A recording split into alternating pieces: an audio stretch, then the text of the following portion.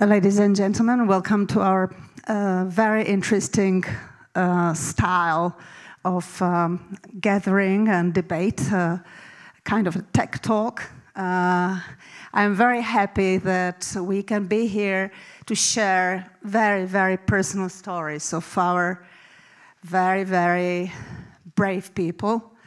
And I will be very happy to hear what they feel now, what they felt before, how they feel about the future and about their activities, how the family feels, because that's, of course, essential when you are in this difficult situation. The first couple I would invite is Evgenia and Vladimir. I think I don't have to introduce you, so please.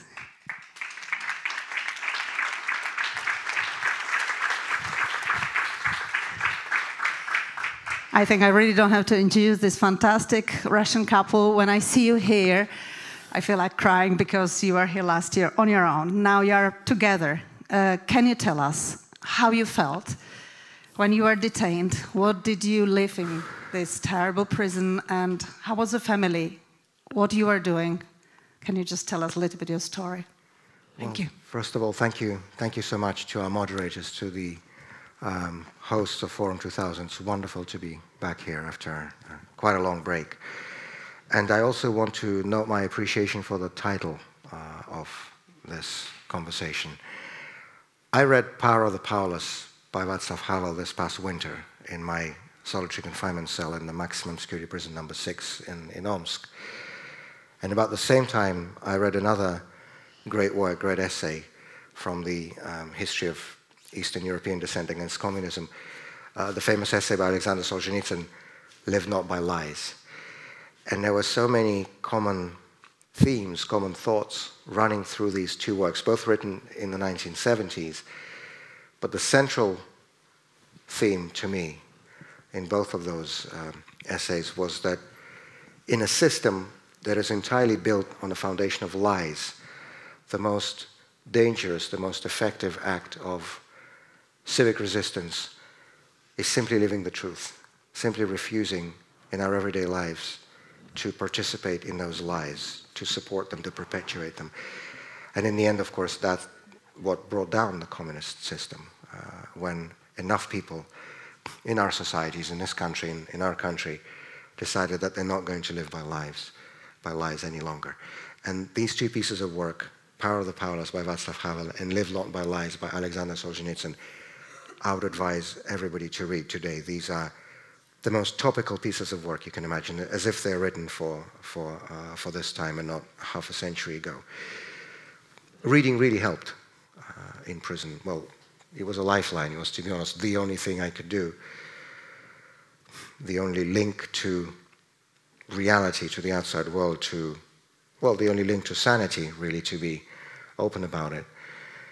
Because I've known for a long time, in my previous advocacy on behalf of political prisoners, including here at the events here at Forum 2000, I'd, of course, had long known about the rule established by the United Nations in its minimum standard rules on the treatment of prisoners, of why solitary confinement over the long term, actually over any period of time longer than 15 days, is officially considered to be a form of torture, degrading, or inhumane treatment. I knew that rule, but I didn't understand it. And I think it is only possible to understand it once you experience it. And the 15-day figure that was established in the UN rules did not come out randomly, because it is after about a couple of weeks that you really start going crazy when you sit in solitary confinement, and I mean this in the most direct sense. Your mind really starts playing tricks at you. So when you sit all day in a small cell, like a cupboard almost, 2 meters by 3, 4 walls, a small window with metal bars under the ceiling, your bunk gets attached to the wall at 5 o'clock in the morning with a wake-up call, and then all day you just either walk around in a small circle in the middle of your cell. You can sit down on this really uncomfortable stool that's hanging out of the wall, but you can't really sit there for long. and you basically just stare at walls because you have no one to speak to, you have nowhere to go, you have nothing to do. They only give you pen and paper for 90 minutes a day, so everything you need to do, prepare for court hearings, read letters, write letters, make any notes, write something from books that you need to. All that you have to condense in 90 minutes and it's taken away again. And then again, you just sit there and stare at a wall. And they don't let you speak to your family. In the 2.5 years that I was in prison, I only once was able to speak on the phone to my wife and twice to our 3 kids. They don't let you go to church. By the way, when I hear sometimes some people in the West saying how Vladimir Putin is the last defender of Christian values and family values, I always remind people about how political prisoners are treated in today's Russia. They're not allowed to speak to their families. They're not allowed to practice their religion. This is what the defender of values Vladimir Putin really is. But the worst thing of all is that you wake up like this every morning, you go to bed like this every night, and you think that this is how the rest of your life is going to be like. And so the reason solitary confinement is considered to be a form of torture is because, as Aristotle once wrote, we human beings are social animals. We need human interaction. We need interaction with each other just as much as we need, water to drink or oxygen to breathe. And when you're totally deprived of it, your mind really starts playing tricks on you. You start forgetting words. You start forgetting names. You start shouting at walls. And one of the pieces of advice that I found really helpful, because I studied extensively the history of the Soviet dissident movement, and people back in the day, people like Natan Sharansky and Vladimir Bukovsky and Yuri Orlov and the great towering figures of the human rights movement at that time who were kept in prison by the Soviet regime, were kept in prison in exactly the same conditions as Alexei Navalny or me in this era. Solitary confinement, isolation cells, punishment cells. And the advice from them was, learn a new language. Learn a new language, because that way you have something to occupy your brain, you have something to occupy your time, and every night when you go to sleep, you actually have a sense that you've done something useful with your day. That it's not a day of your life just wasted, thrown out into the rubbish bin. And so I made the prison administration order me a Spanish textbooks from local bookshops. And I was learning Spanish, not because I thought I would ever use it. At least if I went crazy, I would be able to shout in Spanish at the walls of my cell. But here I had a couple of conversations last night after the plenary session, and it's actually really funny for me that I can speak a language that I never could. So something useful can be got even from the prison experience. But jokes aside, though, I think it's really important to remember that, when I speak about all of this now, I'm standing here with all of you in this wonderful, beautiful city, but there are so many people who are still in the same conditions back in Putin's gulag, who still have to wake up at 5 o'clock in the morning, who still have to attach their bunk to the wall, who still have to walk in that small circle in their cell, who are still prevented from speaking to their wives or husbands, from speaking to their kids, from practicing their religion, from doing anything, for the only quote-unquote crime of having an opinion that happens to differ from the opinion of the regime in the Kremlin. And one of the things that really helped me survive in the direct sense of this word and to stay sane was all of the letters that I was receiving from all over Russia and from all over the world. My very good friend, my mentor, somebody who is a very important figure in the international human rights movement, and somebody who is a big friend of this forum, Professor Irwin Kotler, the former Justice Minister and Attorney General of Canada, who spent many years advocating on behalf of political prisoners, once wrote that the worst nightmare for a political prisoner is to be forgotten. I'd often used this phrase as my own advocacy before prison, but now I can feel it on a very personal level. Because one thing that really helped me survive and stay sane was all these letters I was receiving. Only somebody who's been in this situation can appreciate how much light, how much warmth, and how much hope there can be in this small sheet of paper that the prison guards hands you through the feeding slot in the door of your prison cell. And so one thing I want to ask all of you on a very personal level. Please take time to write to political prisoners. Amnesty International has a special program. There are 2 special programs that I've checked upon before coming into this room relating specifically to Russia. 3, if you speak Russian, the most important one is Memorial, Support for Political Prisoners Project. Memorial, Поддержка политзаключенных, they have a full list of political prisoners with the postal addresses in the electronic form to write. But if you don't speak Russian, there are 2 English language versions. One is run by OVD Info, a prominent human rights group in Russia. It's called Letters Across Borders. If you Google that, it will take you to the page of the project, which again will give you the names of the political prisoners and the postal addresses and the electronic forms. And another one is a project by Rights in Russia, a website dedicated to human rights in Russia. And the project itself is called Right to Russia. It only takes a few minutes out of a busy day, but I don't have any words in any language that I know with which I can express how important it is for people to keep going in there. So please take time to write to political prisoners.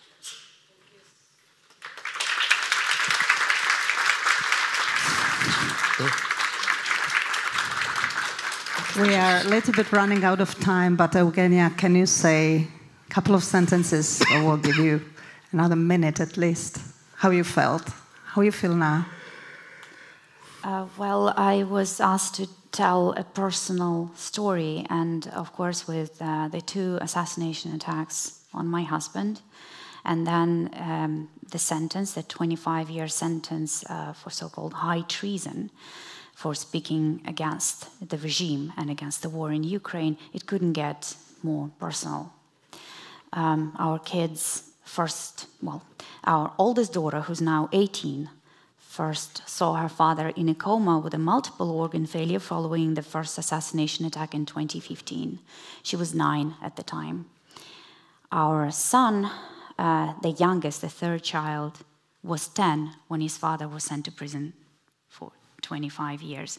And I am truly lucky and blessed to have Vladimir back. But just like he said, so many are left behind. And this is a regime that only knows how to steal and kill. This has to be understood. This is the nature of the Putin regime. These are the only things that it knows how to do, and it will not stop until it is stopped. It has used political assassination since Vladimir Putin came to power. Novaya Gazeta alone, one independent Russian media, lost 6 of its employees to political assassinations over the years. And the first one, Igor Domnikov, in year 2000. And there was just the 18th anniversary of the murder of Anna Politkovskaya a few days ago.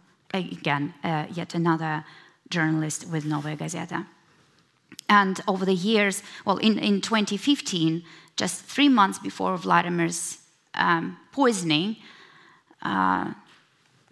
Boris Nemtsov, who was a close friend and colleague and mentor of Vladimir and our daughter's godfather, was killed, was murdered just 100 yards away from the Kremlin walls. And in February of this year, Alexei Navalny was murdered in prison. But these are the names that we know. There are so many others who perish and no one knows about them. And just 4 days before the exchange took place on the 1st of August, a talented musician, Pavel Kushnir, died on a hunger strike in Azerbaijan. And another anti-war activist, Anatoly Berezikov, from Rostov-on-Don, was arrested and thrown in prison for putting up flyers of the Ukrainian project I Want to Live that helps Russian soldiers surrender. He also wanted to live, but instead he was thrown in prison, beaten up, tortured, and murdered. And even according to official data, yearly, and that's official data, around 2,500 people die in Russian prisons from so-called medical conditions, from suicides, and from other reasons, quote unquote. Many people are close to death today, like Alexei Gorinov, who is serving his sentence for asking for a minute of silence to remember the Ukrainian kids killed by Russian bombs. He's missing a lung. He's serving a sentence, a 7-year sentence. Maria Panmarenko, a journalist from Siberia, is serving a sentence for posting, for talking about the war crimes committed by the Russian army in Ukraine. She is close to suicide because she's being constantly tortured. I'm a mom. I have 3 kids. My heart is breaking from seeing what the regime is doing to, literally, to Ukraine's future and to Russia's future by killing the kids in Ukraine and by throwing Russian kids in prisons for their opposition to the war. A 15-year-old boy, Arseny Turbin, was sentenced to 5 years in prison for throwing a Molotov cocktail at a conscription office. 5 years for a 15-year-old boy? Yegor Balazeykin, who is suffering from a chronic liver condition, is serving a 6-year prison sentence. He was 16 when he was sentenced. Daria Kozyreva, her trial is actually upcoming this week. It's going to be heard among 100 other trials that will be carried out this week alone in Russia against anti-war protesters. So Daria Kozyreva is facing years in prison for quoting from a Ukrainian poet Taras Shevchenko. This is happening on a large scale, and this is what the regime doesn't want you to see. It wants you to see the Russian population as this monolith standing behind Vladimir Putin and supporting his criminal policies. Each and every one of these people is risking their lives to say, no, I'm not okay with this. And very often they die, they pay the ultimate price. And again, I cannot even, sometimes I look at Vladimir standing here and I cannot believe that he's here. Because twice I saw him, he was bluish in color in a coma, twice in 2 years. And then while he was in prison, every day I would wake up and every night I would go to sleep with this thought that maybe next morning I will wake up and Vladimir will no longer be alive. Because I never knew when this call might come.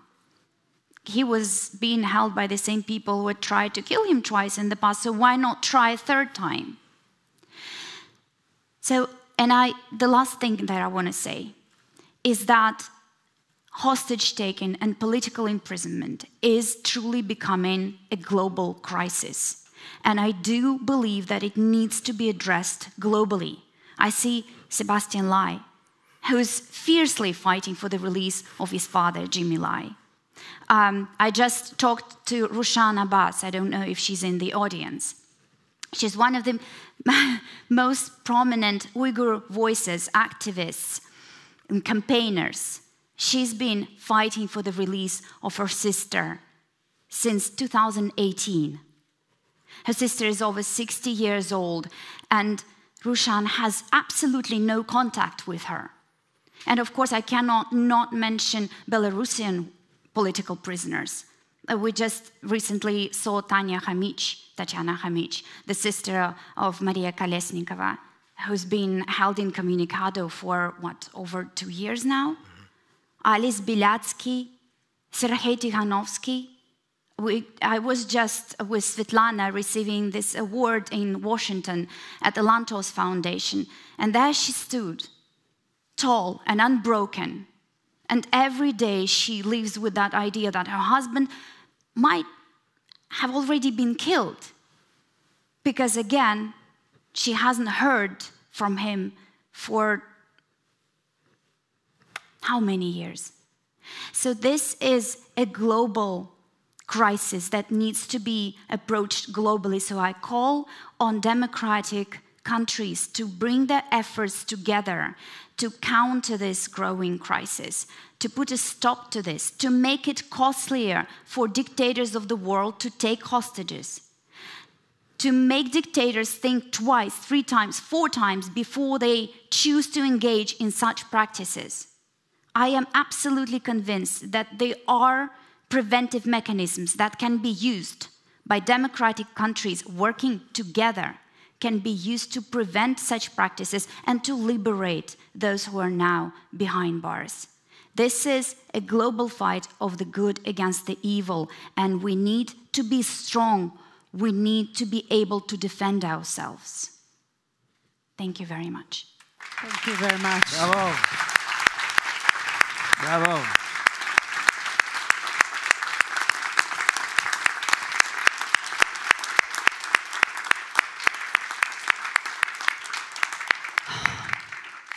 This will be a very heavy session because we cannot imagine what could be happening to people. I would like to ask Zhala Bayramova. Come here, please. A very strong Azerbaijani woman who has been helping political prisoners in Azerbaijan. Her father has been arrested. There are about 319 political prisoners in Azerbaijan. And she's going to tell us her story, which is not really light. Thank you a lot.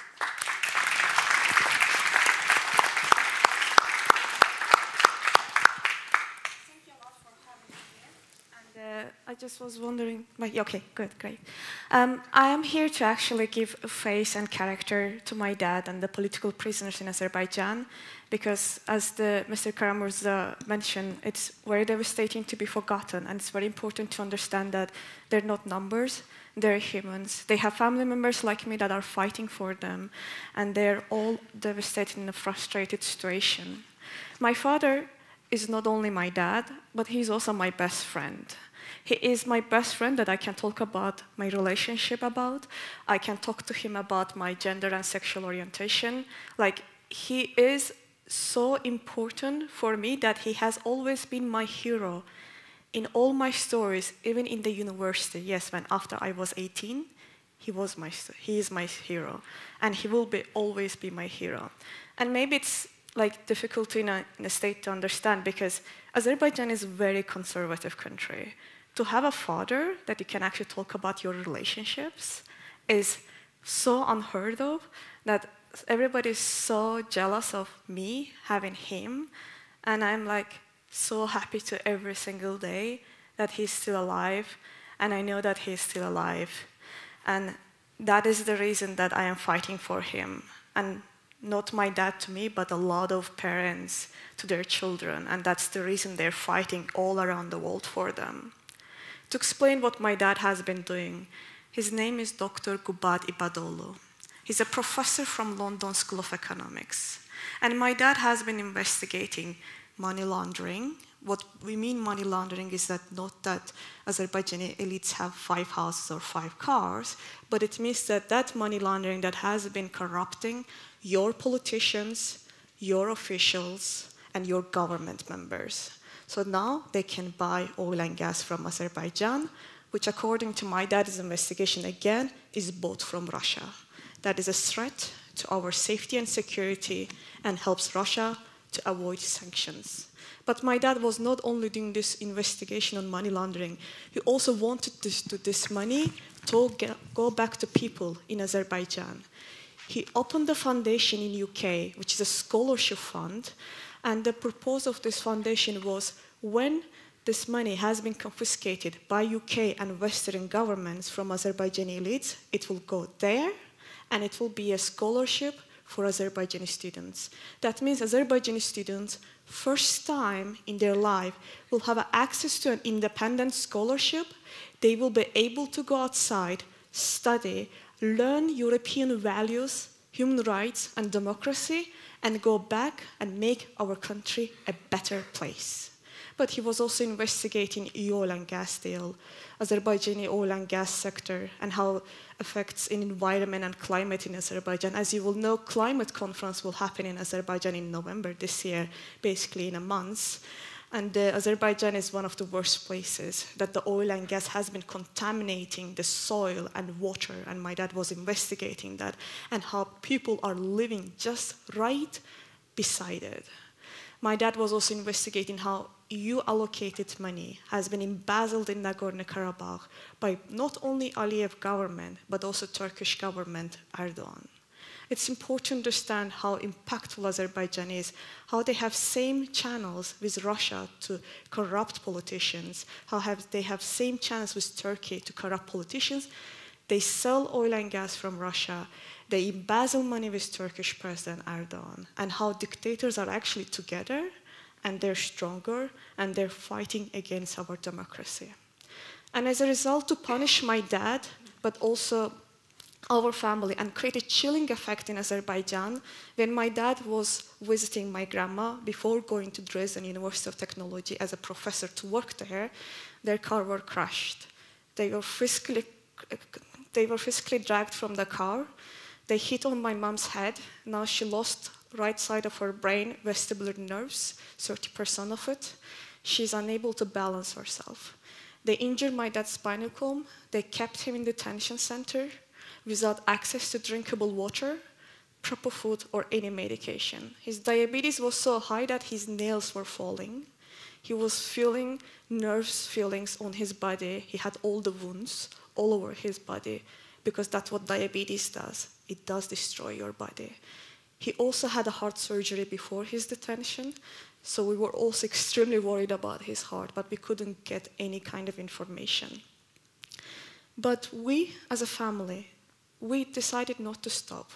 We decided to fight. Here sitting Leyla and Arif Yunus, and before us, their daughter, Dinara, was fighting to save their life, and taking the exactly same example, me and my two brothers, we have been fighting all over the world. In Europe, in UK, in US, in Africa, like everywhere that you can imagine, from Japan to US, basically.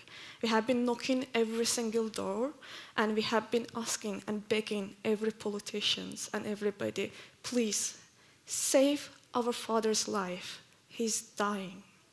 And April 2024, April 22nd, we managed to get second European Parliament resolution on his case. We got a Council of Europe declaration and a sanction bill in US Congress to be discussed, and they released him to the house arrest. He got from small prison to a bigger, but it's a miracle. It shows that it's possible if there is an advocacy campaign and if there is a will, the political prisoners' lives can get better and they can even be saved from their own country. But our fight has not ended. We are still continuing to fight for our dad's life. His aortic root in his heart has been expanded to 5 centimeters, that it can actually crack and he can die anytime. It's basically like a heart attack. He has no access to medical care. We are smuggling medication to him, just to let you all know. I'm sure the government knows as well. But he needs a surgery, and that's the issue. He's not allowed to leave house. Whenever he leaves the house, the police are following him. But in law, he is allowed to leave house because he needs to be able to buy food, water, medication. Like, this is his rights on law, but they don't want him to do that. They follow him. They don't allow him. But they're also keeping him as a hostage because they know that he's the most valuable political prisoner they have that they can use. But they also want to silence his voice because they don't want anybody to talk about how Azerbaijani government is cooperating with Russia. But my dad is not alone. Since his detention, before his detention, we had 98 political prisoners. Since his detention, in a year, now we have more than 319. That's more than a triple of increase in a year in a small country like Azerbaijan. It includes labor rights movements, people, Afiyettin Mehmedov, journalists from Abzas and Toplum Media, many human rights defenders like Anar Mehmedli, who has been fighting for the human rights and democracy in Azerbaijan. And now that Azerbaijan is going to host COP29, at the biggest international conference that we ever going to have, they're planning to use the opportunity of climate conference to have more oil and gas contracts, to sell more Russian oil and gas to abroad, and at the same time to repress more Azerbaijanis. We have basically no civil society left at this moment, and my dad is dying in house arrest. We need help. We need recognition. We need people to know what's going on in Azerbaijan. And that's why I'm here to ask you, please, give us a moment on your social media, with your discussions, anything that you can imagine. It's very important. It will save political prisoners' life. And please, remember and talk about my dad. Talk about Dr. Gubadi Badolu. I need to save his life, and please help me on that. Thank you.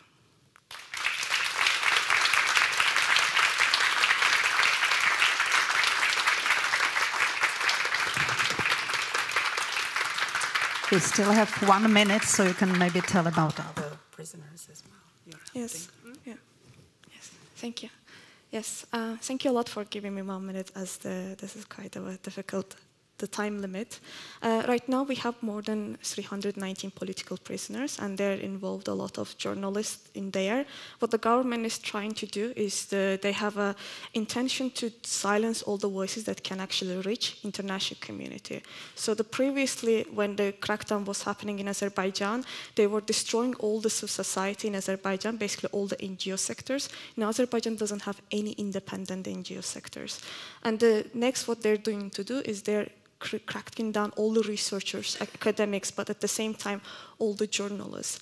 They don't want any news from Azerbaijan to get out. For that, they're torturing us, but they're also corrupting the journalists abroad, that no news will get from Azerbaijan. So it's very important, that's why, to actually name them.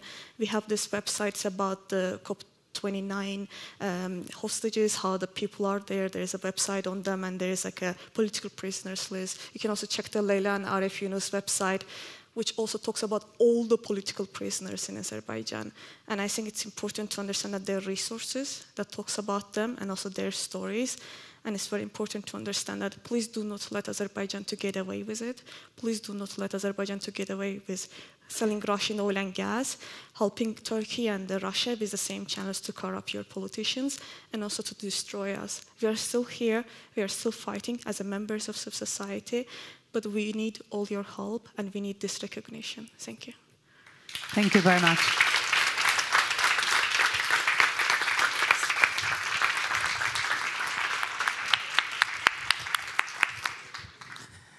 It is such an honor for me, on behalf of the Human Rights Foundation, you see a little logo in there, to be cooperating with the Forum 2000 in organizing this new type of sessions. Here, typically at Forum 2000, as you know, there's lots of academics, panels, lots of political scientists. But they like from our flagship event, we have an event in Norway every year that many of you are familiar with, the Oslo Freedom Forum. This next year, by the way, is going to be the 17th Oslo Freedom Forum in late May. And it is also going to be the 20th year since HRF has been operating. And HRF is a dream of our founder, Thor Halvorsen, a Venezuelan and Norwegian citizen, who wanted to create a human rights organization to focus particularly in the countries that are ruled by dictators. In the countries, not in the democratic countries where the left hates the right and the right hates the left and they're like bickering at each other, but with freedoms that many times they take for granted. But the countries where this political competition doesn't exist anymore. The countries where the lead political leaders, the lead thought leaders are in jail.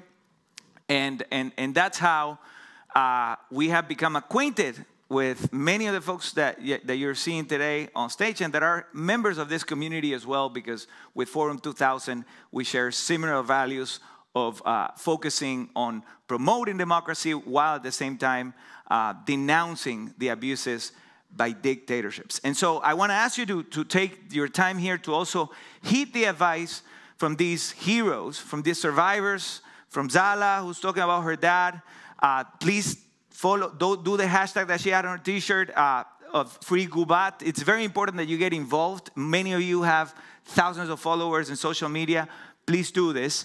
Also, please heed the advice, and I commit on behalf of HRF's legal team, which I proudly co-lead with my colleague here, Roberto, we'll heed your advice, Vladimir, of creating also with the Human Rights Foundation a project where we can facilitate the writing of letters to prisoners of conscience. I think your appeal to this audience was very powerful.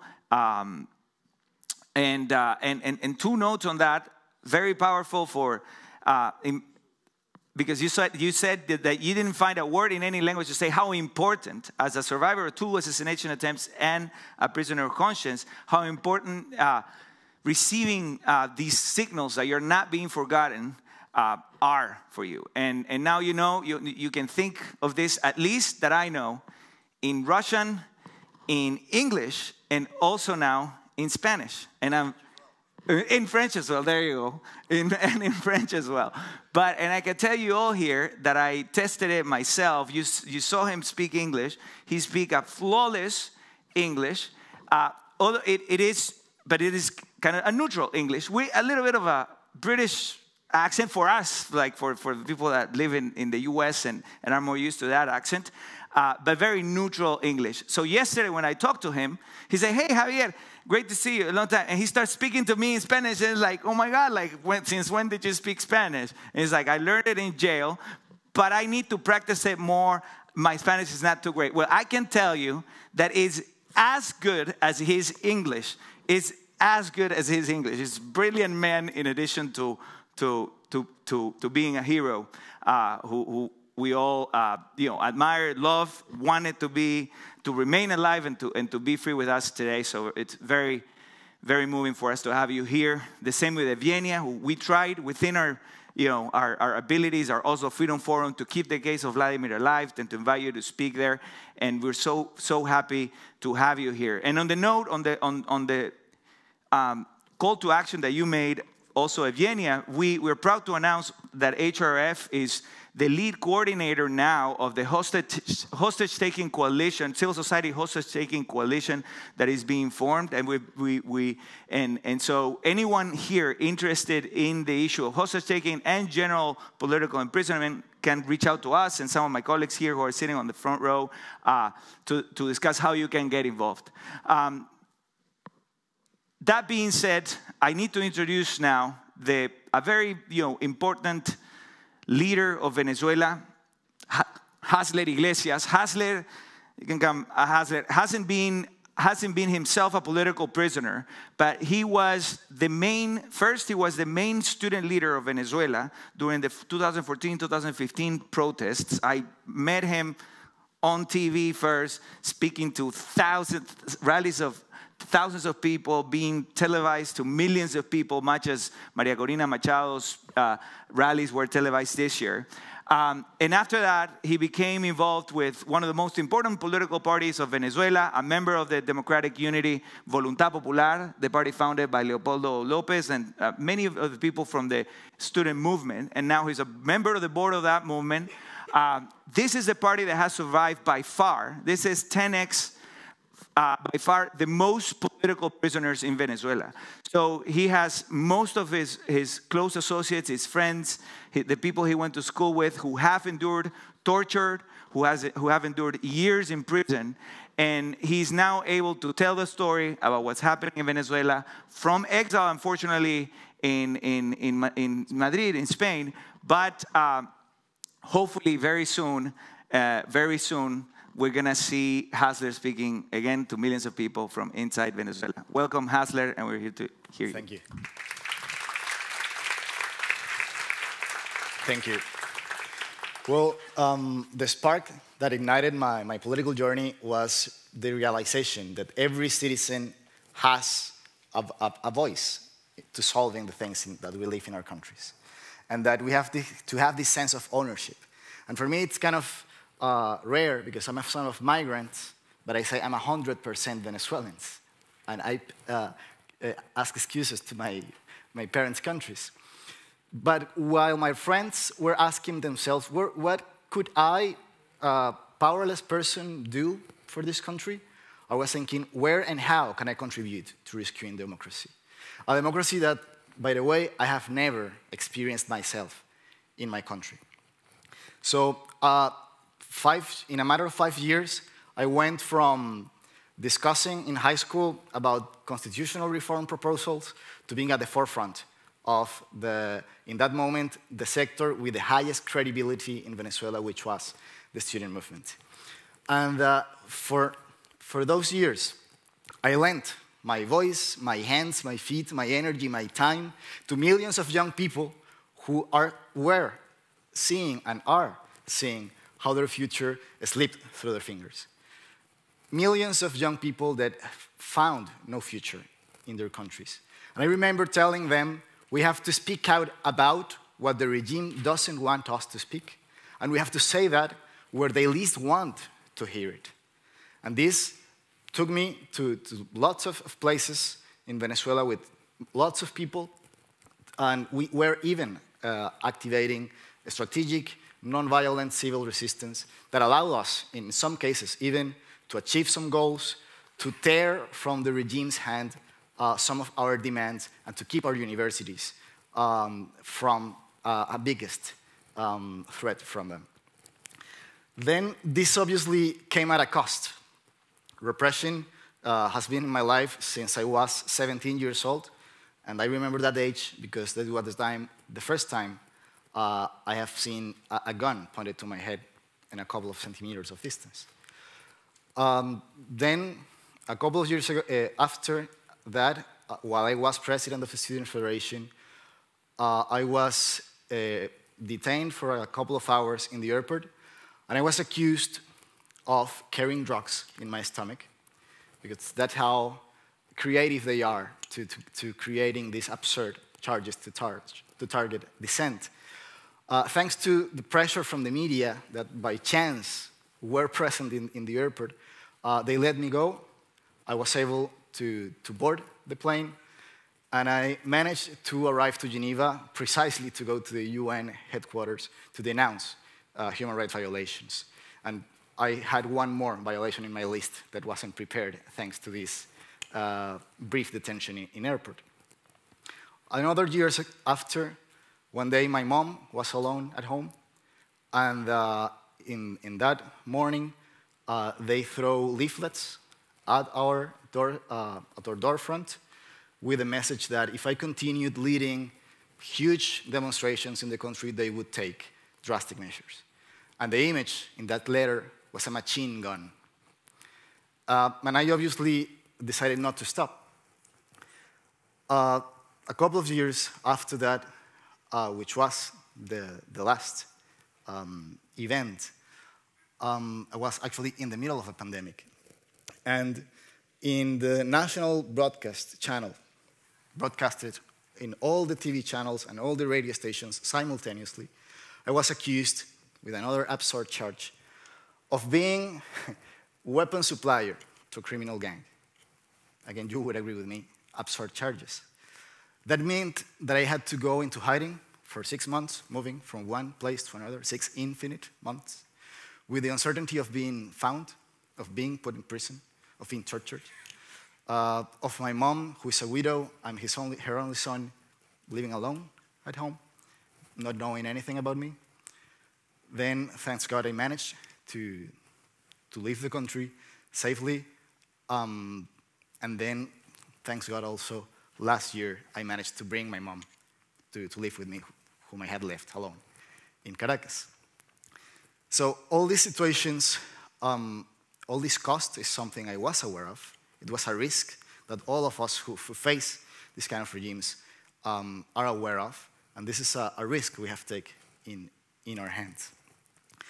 And that repression, that repression, I came to my mind. I remember some friends who have been in prison that tell me that kind of their tactic not to go insane behind bars is not thinking of the day when they are going to be released. In Venezuela, political prisoners don't have a sentence. They don't know for how much time they're going to be in prison. They haven't had a trial. So there's the temptation to think, when are they going to release me? And my friends have told me, we try not to think on that. We try to live day by day, because otherwise the anxiety consumes you. And I kind of have adopted that philosophy, obviously from the exile, trying not to think when I could be able to go back. And I must confess, there are situations, there are moments when being or complying with this philosophy is hard. For example, the lead up to the July 28th election in Venezuela, where we saw a wave of hope, a wave of mobilization that we have nearly never seen in the country, that put us all in exile thinking, okay, the day to go back is near. Because the thing about it is everything about elections. I mean, what we Venezuelans have been taking out of our hands is the right to decide, to vote, not only for our representatives, but also for the path we want our country to follow. And regarding elections, I remember for years, international community said, well, while Chavez continue winning elections, we can't do anything. And then in 2015, we won the absolute majority of the parliament, and the regime took out the powers of the parliament. And then 2 years after, we won several important states in the country. Some of these candidates had the records of the results at the polling stations, and the regime refused to hand power over to them. And in this year, 3 months ago, we went again to an election because we've been a majority, a verified majority in the country, at least from almost 10 years now. Winning elections, organizing, even activities holding our own elections without public participation of officials, institutions. And now at this moment, we again were surprised with Venezuelans in the country voting over 70% for the opposition candidate. Even though those 8 million of us who are abroad were kept from voting, we had people being poll observers that gathered heroically the records of the results of the elections. We showed the world we won these elections, and the regime still claiming they won without showing any kind of evidence. And furthermore, not only showing any evidence, but also deploying a repression and terror operation all across the country that has right now over 2,000 political prisoners at this moment in jail. So what we want to ask to the world, I mean, what Venezuelans did in the country 3 months ago was a feat of huge dimensions.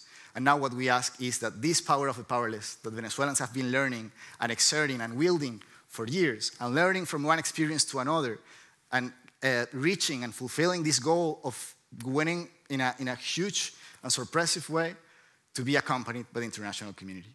Because recognizing the actual results of the elections means the freedom for political prisoners, means the opening of the economy, means the recovery of education, of health, of security. So please accompany and do everything we can do to accompany those in Venezuela fighting for democracy and not leaving them get away with this fraud. Many thanks. Thank you. Thank you so much. Muchas gracias. También hablamos español. Another impressive story of the country where I was, where still there was a Sir Patton as a governor of Hong Kong. And that country was a fantastic example of Chinese people living in a British democracy. Unfortunately, the situation is very different now in Hong Kong. And we've got Sebastien, who should tell us the story of his father, Jimmy Lai, who unfortunately has been detained and should go through a trial in a couple of weeks. Sebastien. Thank you.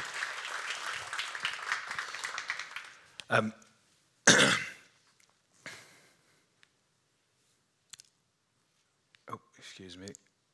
As you can see, I'm not the main character of this story. The main character is my father, and the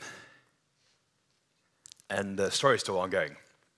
This is a picture of me, obviously doing the suspenders up for my father when I was young.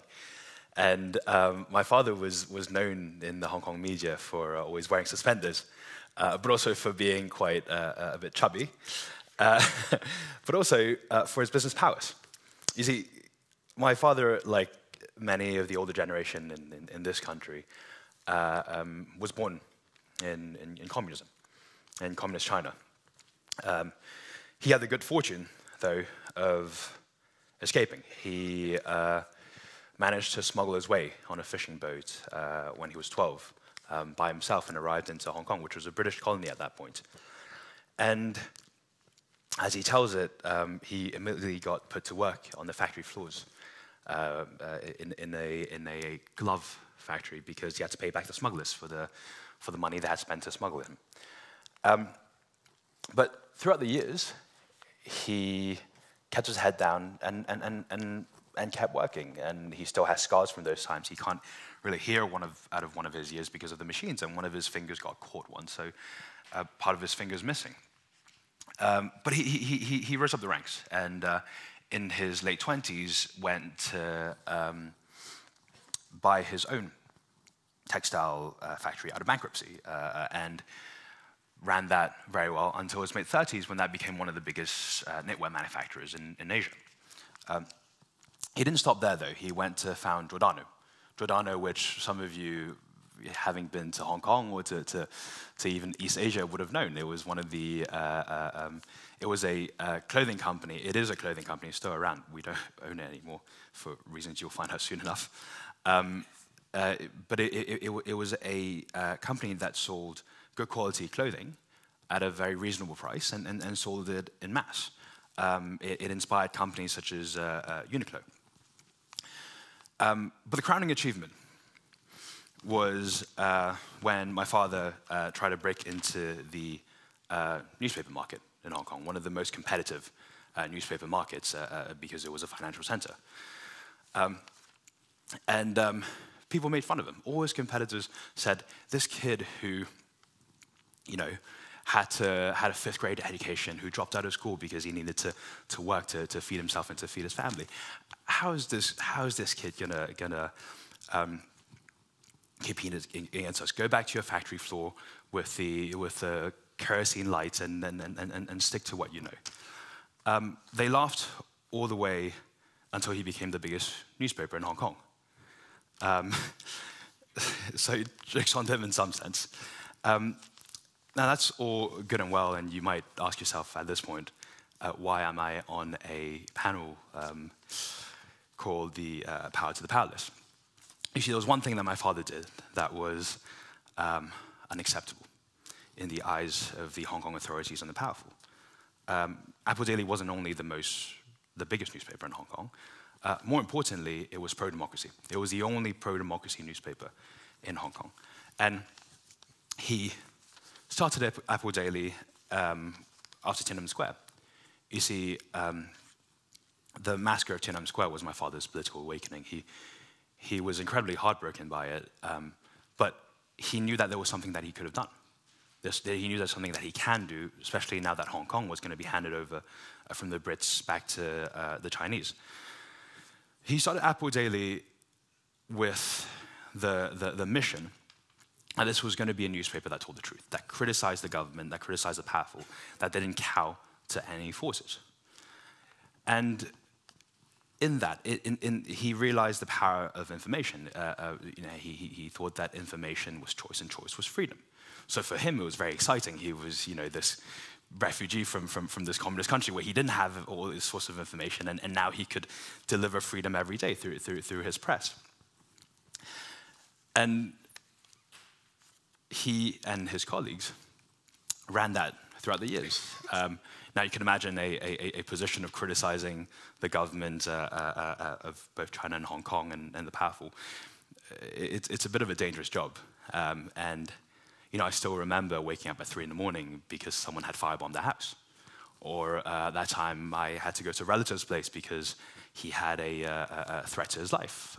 He didn't just criticize government, he also criticized mobsters and other very, very dangerous people. And then but actually throughout it all, I should say, my father always had a smile on his face, and that's to this day how I remember him. And then the 2014 protests happened, when a lot of attention was brought to Hong Kong, when we, as a city, showed that we wanted these freedoms, we wanted democracy.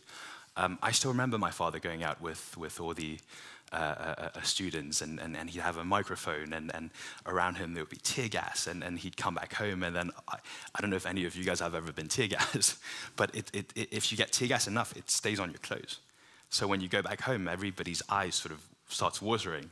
But he'd go home, and he'd be smiling on his face. And then there was another time when we heard news of him getting attacked at one of these protests. And obviously we were all very afraid. It turns out someone had taken pig entrails and threw it on top of him.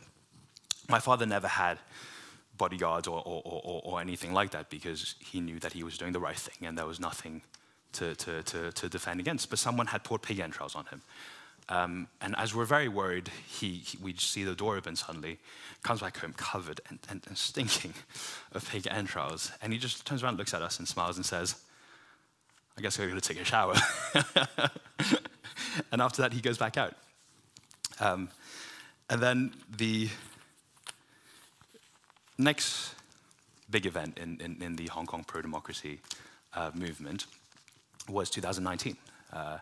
The 2019 protests, which a lot of you would have seen on TV, when 2 million people went out to protest against the government. You see, as a result of that, and because COVID happened around that time, they passed the National Security Law, a law that essentially criminalizes all dissent. When they passed it, many people told my father that, "Look, Jimmy, you have to leave. This is it. This is the law that they will use to criminalize all you've been doing. They use that to arrest you and to take everything that you have." My father knew his responsibility, not just as a citizen and as a person who loved freedom, but also as a publisher. The responsibility that he had to his journalists. And he'd always smile in these interviews when people asked him if he was going to leave, and he'd say, "Well, I'm a troublemaker. I can't leave after making all this trouble." So in an act of bravery, he decided to stay in Hong Kong and to act as a lightning rod for his journalists. He stayed so that his colleagues, all these people who relied on him and looked to him for direction, would not be arrested, or at least that's what he thought he was doing. And so I still remember the day when at 5 in the morning I get a knock on my door. I was in Taiwan at that point, and someone had told me Dad was taken in cuffs from our home. They raided our home with these 20 national security police officers, which don't wear badges, and so you can't really recognize them and make a record. He was taken to his newspaper, where 200 police officers were waiting there. They raided the biggest newspaper, and to my dad's, something which was incredibly heartbreaking for my father, also arrested his colleagues. Now,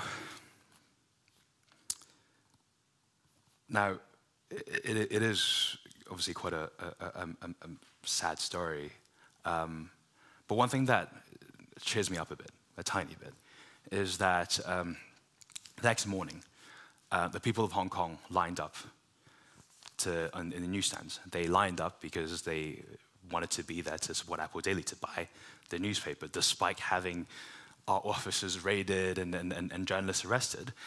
Our prints kept printing the newspaper. And in the line, one of the people waiting there was asked by a reporter, "So, you know, are you here to buy Apple Daily? Are you not afraid that, now that they've essentially outlawed it, are you not afraid to buy Apple Daily?" And he turns around, looks straight into the camera and says, "Of course I'm here to buy it. I'll buy it even if it's a white piece of paper." And that reminds me of the power of the powerless, how all these people in Hong Kong refuse to be cowed and decide to live in truth. Now, as I mentioned before, the story is still ongoing. My father has been in jail for the last almost 4 years now, and as Vladimir so eloquently put it, it's a horrible place, and he's been in solitary confinement for the last 4 years. At his age, which is, he's almost 77, he should be in England playing with his grandchildren, complaining about the latest play he saw. But instead, he's in the prison. He's in a prison because he did the right thing, and they're punishing him, they're torturing him for the stance that he took. His trial is going to restart at on the 20th of November. The National Security Law trial has maximum sentence of life in prison. He's going to give testimony. Now, Hong Kong keeps telling the world that they still have the free press and that they still have the freedom of speech and all the freedoms that they used to have, the rule of law and whatnot. My father and the 1,800 political prisoners in jail are solid proof that that is not the case.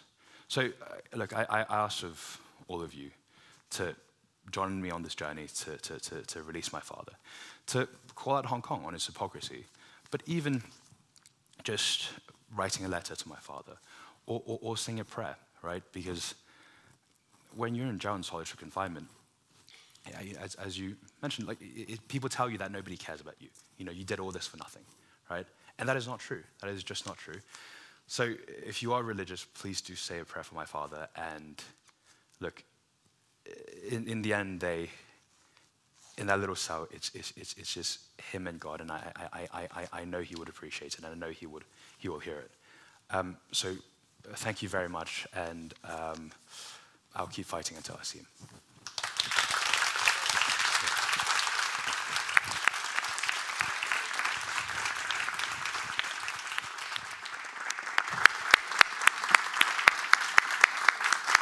Thank you, Jimmy. Hello.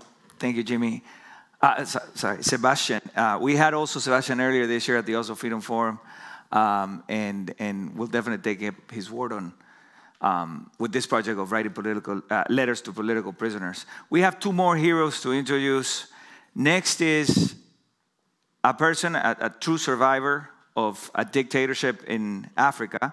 This is a country of a little over 1 million people, ruled by a despicable tyrant. He calls his country a kingdom, refusing what the people of that country want, which is a republic, a democratic government.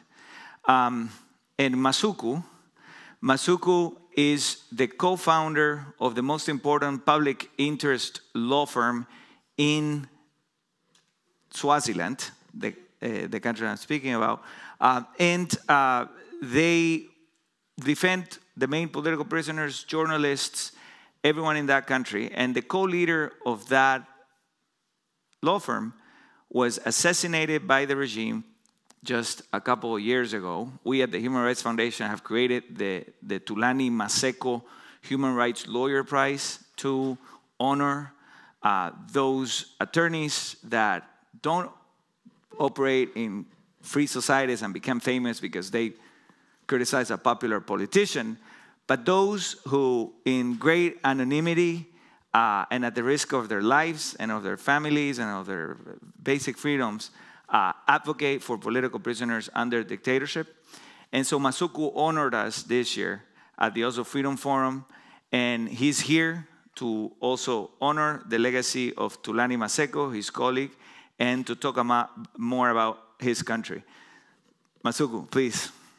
And also one thing Masuku wanted me to do was I told him, how do you want me to call your country? Because the dictator, among the many things that dictators do, they change the flags, they change the name of the countries. He decided to change it from Swaziland into Eswatini a few years back. So I asked him, how do you want me to refer to your country? He said, please, Swaziland. So defying the dictatorship with his life. Thank you, Masuku.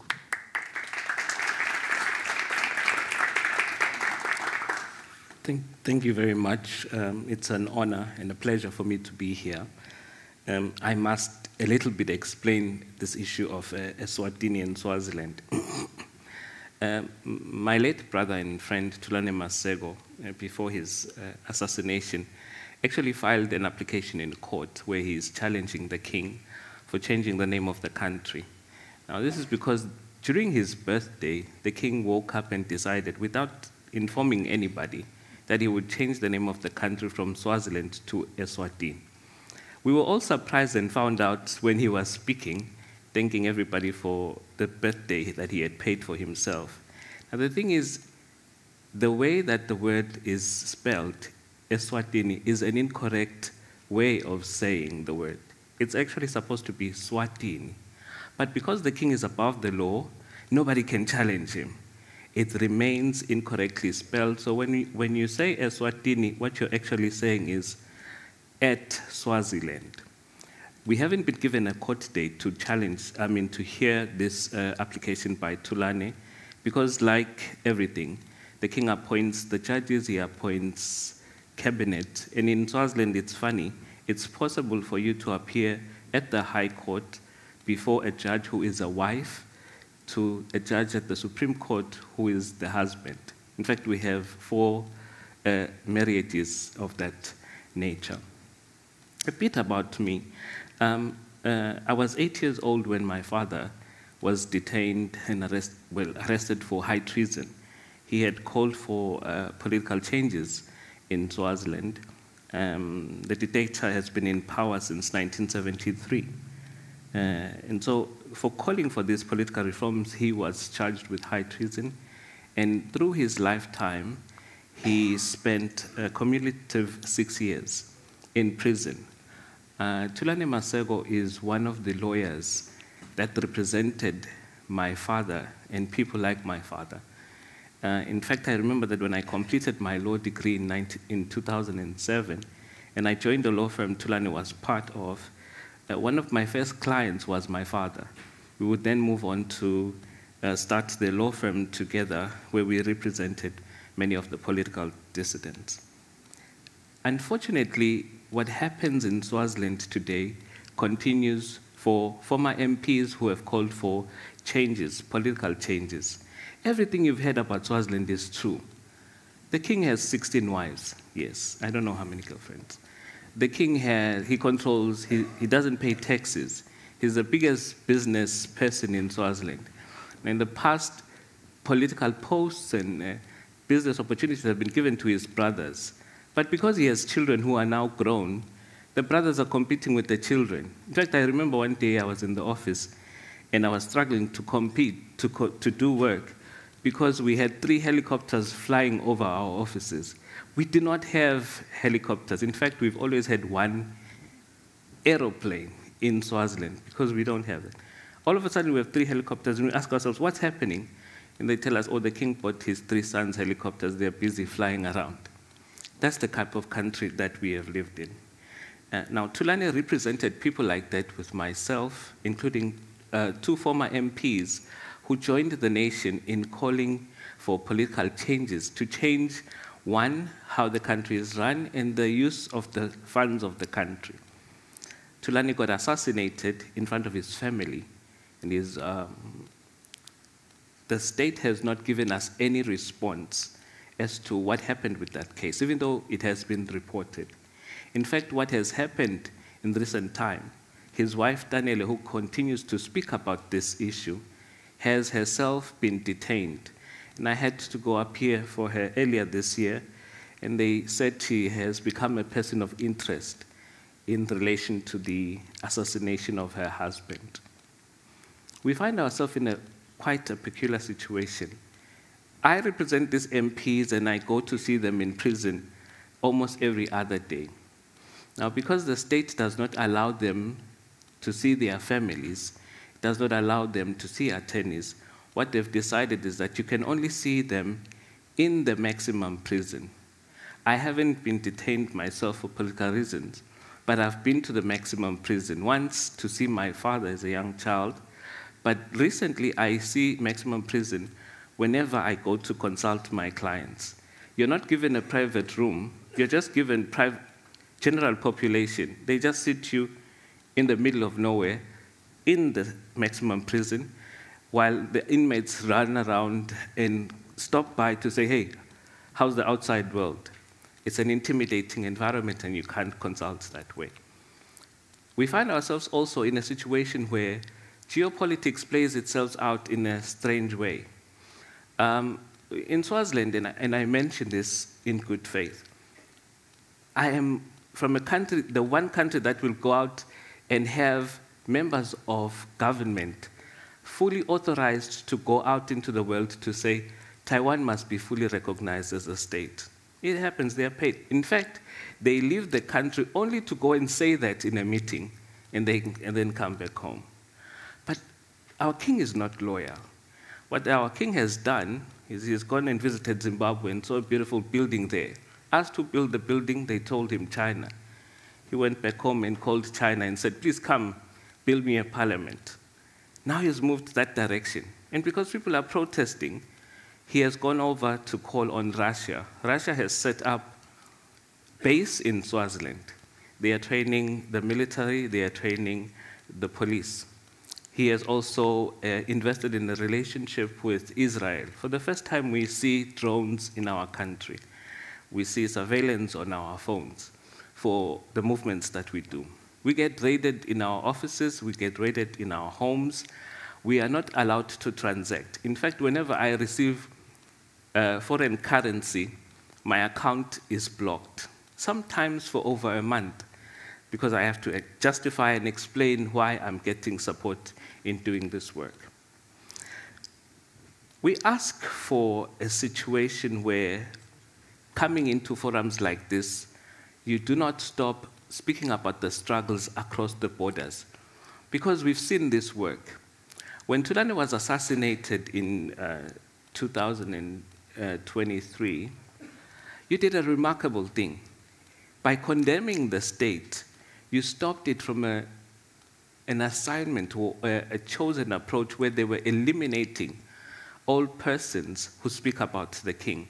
The voices were so loud and they were so powerful, they stopped that program. And so for that, we thank you. And we hope that this type of approach, this conscience, is what will help those of us who face the same predicament. I will go back to Swaziland on Wednesday. I go back to Swaziland to face 3 important issues. One of them is I'm going to the Supreme Court to ask, well, to petition that they allow children of political detainees to see their parents. And I know a case where they haven't seen, children have not seen their father for over 3 years. I'm going to ask that union leaders who participated in protests be allowed to have a free and fair trial, which is also not allowed in Swaziland. If you are represented by an attorney, they get intimidated. Myself, I've been raided. My house and my office have been raided, and my accounts keep getting frozen when I appear for these persons. And so being in this forum becomes important for us to communicate that reality and say that wherever there are struggles in the world and anywhere in the world, where it is us speaking from across the border, it helps. It adds a voice. It adds a layer of protection that it seems that states and governments are losing. You are the conscious, and we hope that you will continue to speak out in loud voices. Banele needs that. I need that, because we've seen it. My country is going into South Africa, grabbing people and killing them and or detaining them. And so I plead with you to continue in that work, and from us in Swaziland, we will add those voices to all of those who struggle. Thank you very much.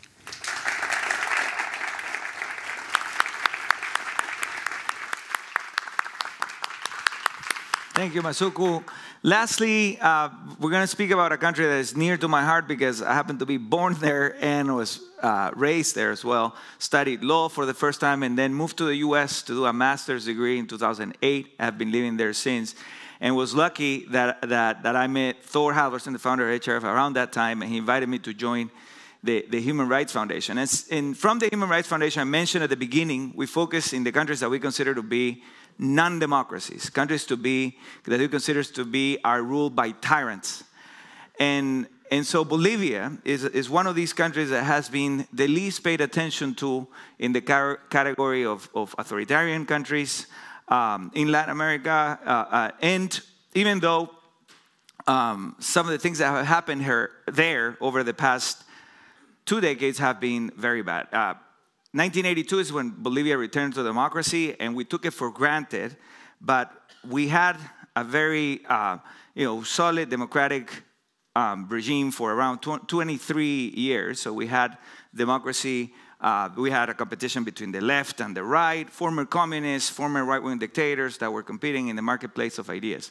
And then Evo Morales, a very popular leader, takes over and becomes the darling for a lot of folks, a lot of gullible people in the West, especially in Northern Europe, who thought of it as a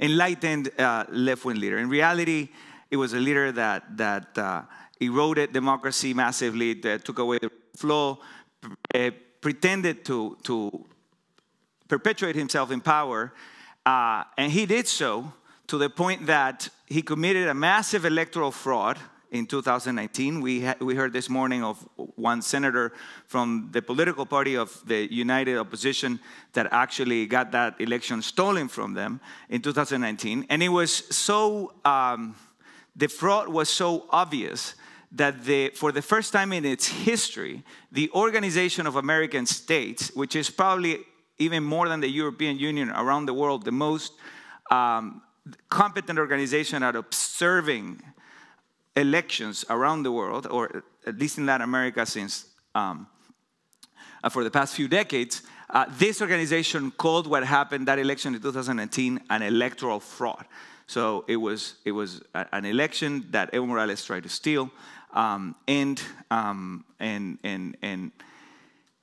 he did it through an electoral fraud documented by the Organization of American States. As a result of that, there was a transition government that unfortunately cannot stay in power for longer, because during the year of power, COVID happened, and obviously any government, any democratic government make mistakes, and obviously this particular government made, along with several other mistakes, allowed for the regime against the government of the Evo Morales party, who's now fighting with his successor to return to power, for them to take over again in the country. And what they did when that happened is that they imprisoned most of the civil society leaders that protested in the streets the election fraud of 2019. And one of these civil society leaders is the governor of Santa Cruz, which the Human Rights Foundation represents in our Impact Litigation project.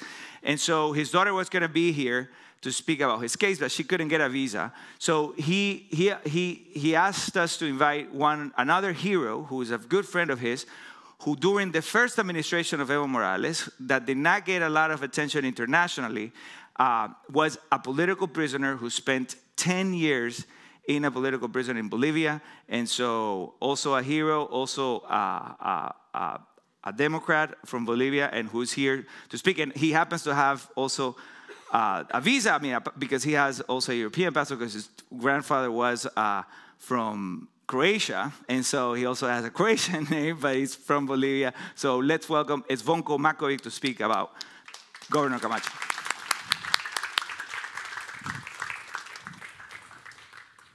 Thank you, Javier, for that introduction. You basically laid the groundwork for what's happening in my country. Like Javier said, I'm from Bolivia. I've been asked by my very good friend, Luis Fernando Camacho, to come and tell you and use these platforms, these forums, to let people know what is going on in Bolivia. When you think about Bolivia, you basically, maybe first things that come to mind are mountains, indigenous population, and Evo Morales. Evo Morales, 15 years as president. Then he tried to commit electoral fraud, basic groundwork for what dictators try to do. And he got caught. Population had about enough about him. They protested peacefully.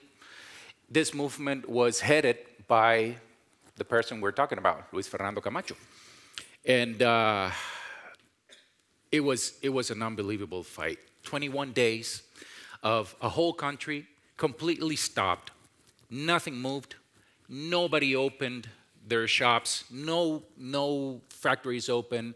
No little shops open. Nothing. Everything stopped. A whole country absolutely stopped for 21 days. And this revolt, this peaceful demonstration, managed what 15 years of politicians couldn't do, which was get this guy who had been told multiple times he could not be a candidate again. He had been already president for 15 years. And he bent, like dictators do, or authoritarian regimes try to do, to stay in power by any means possible. He had obviously set people very close to his regime and in the structure of power, the highest court in the country. The whole system was absolutely built and tailored to what his party wanted to do. So, just to make things go along, we won. We won. He got on a plane. He left Bolivia. We had a peaceful transition. And then, like Javier said, mistakes were made by the interim government. It was COVID. Many governments had multiple problems at that time. And we had elections again after a year. His party came back. So now we have this new president, Luis Arce Catacora. He was his economics minister during his 15 years. And, well, Evo Morales obviously put him on the ballot thinking that it would be his puppet. That turned around real quick and bit him in the ass. So now they're fighting again with each other. That's another story to be told. But the problem we have in Bolivia is that we change names, but it's the same system.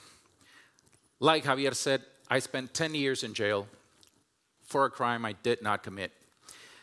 I spent 10 years under preventive prison with an ongoing trial that never ended. I never had the chance to define myself in liberty. Bolivia has one of the worst judicial systems in the world. It's basically, I think, the 131st place out of 142 countries, according to the Rule of Index law. The Rule of Index law. Nothing changes. Nothing changes. And what I had to endure during those 10 years was basically judges, prosecutors, the Ministry of the Interior being an accuser against me too, basically coming and throwing papers at us and saying, you're in jail because you want to. This is as easy as saying you're guilty, as easy as giving us all these names we want. It's not that, what do you know about this? Nah, we need you to say this, and you can go to home tomorrow. You'll be with your wife, you'll be with your one-year-old kid, you'll go back to your life. And when you're in jail, I don't know, you start to think about things in a different light. And they had already taken everything from me because, again, this was 10 years. Maybe after the first year, maybe after the second, but after the fourth, the fifth, the sixth, I'm not gonna negotiate I'm not gonna negotiate my innocence. You took away my family, you took away my son, you took away my marriage, you took away absolutely every single penny I had. I'm 45 years old, I still live with my parents. And I'm not gonna give you that satisfaction because I believe in God. And I think that one day you are gonna have to answer for this. And I am not gonna give you a free pass. I'm not going to sign my own conviction saying that you were right for throwing me in jail for 10 years without a sentence. And even just so you understand how damaging and how absurd this was, in the middle of the trial, the head prosecutor for my case, he fled the country because tapes came out where he told how he had set up the case. And he said that the president knew everything about this, and then if this fell, then the presidency would fall. So he was protected. And, we did some things to help some people, but it's not all for us. That's on the tapes. So pressure started to mount. The media gets word of this, and of course they start pressuring, they start pressuring, and the government didn't know what to do with this. So after like 3 or 4 months of people saying, hey, when are you going to call this guy to declare and take him against the authorities and see if this tape is what he's saying is real? Because when this comes out, my father, who had his son taken away, had been extorted. He never told me this. I just learned about this when those tapes came out. And he said, yeah, they took me to a house. They told me not to wear a belt, not to wear glasses, not to take a hat, nothing that could hide a microphone. And I met, when they take me there, the head DA comes out and says, hey, you know what? Whatever is against your kid, it's nothing. It's like a 3-second phone call, so don't worry about it. We've fixed bigger things. So you're going to stay and talk to this woman over here. She's going to tell you what we can do, because after all, I'm the only one who can either let him go or ask for the maximum sentence, which was 20, 25, or 30 years in jail. So my dad stays there, and the woman comes and says, yeah, you know what? We've got a couple hours until the DA has to go back to La Paz, to the government, where the government is located, and he needs $50,000. So my dad, of course, he never called anybody. He never looked for any favors. He was presented with this option: either you pay us, or you're never going to see your kid again. So to make the story short, he goes out, calls in every single favor he could. He ends up paying the $50,000, and I was still kept in jail. So of course, in this situation, in these type of governments, you've got nowhere to go to. But that's why I believe so much in God. He never lets go. So when these tapes come out, that was a second chance. And I got in touch with him, and I said, hey, the press has told me that these tapes exist, and that these guys is telling these stories in the tapes. What is there about? Is there some truth to it? He said, yeah, that happened. So I said, okay, so what are we going to do about it? Are you willing to testify against this? And he said, yeah, because all this was run by a senator, Carmen Gonzalez. She found those tapes, and she was the only one who, started hitting at the regime and hitting against this guy who had persecuted hundreds of families. My trial had 40 people accused of terrorism. Trumped up charges like, that's the basic charge which all these type of countries go after. So he ends up filing a suit against the DA. The DA got scared and fled. He actually is right now in Brazil, living. He went over there and said he was being politically persecuted. He was giving asylum. And to this day, he hasn't been taken back to Bolivia to face his charges. And he was sentenced in absence to 12 years in jail for extorting the people he was investigating. But the trial continued. And I was still kept in jail for 4 or 5 more years. So, like I said, I wasn't going to negotiate my principles. I wasn't negotiating the only thing I could leave my son, because obviously I had nothing left. So if I'm gonna leave something for that kid who I left when he was 1 year old, and I started to try to reconnect with him when he was 10, it's gonna be something that he can be proud of. And I want him to be proud of his father, that he made a hard choice, and he'd rather stay in jail than negotiate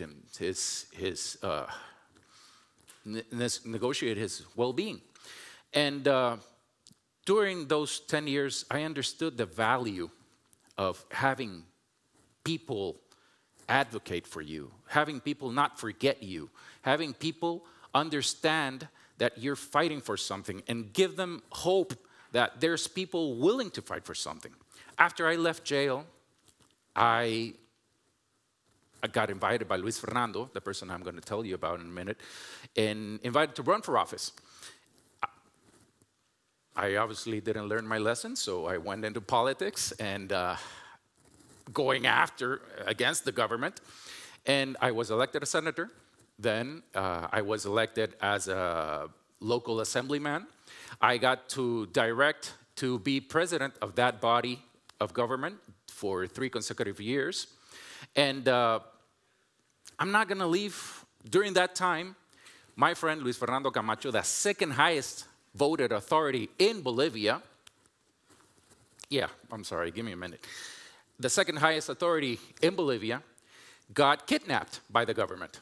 His car got intercepted by government agents, undercover government agents, with balaclavas over their head, shots fired, windows of his car broken.